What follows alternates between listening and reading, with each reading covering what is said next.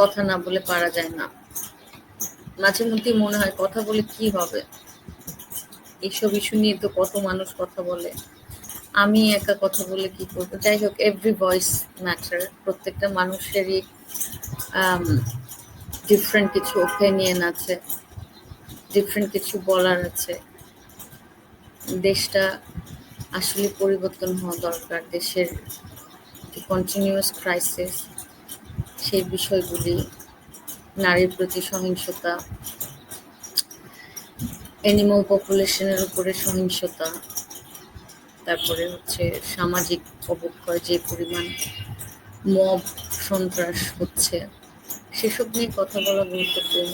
যার জন্য আবার মনে হয়েছে যে দেখি কথা বলি, কথা বলে যেতে হবে সবাইকে, সবার ভয়েস অনেক ইম্পর্ট্যান্ট। যাই হোক,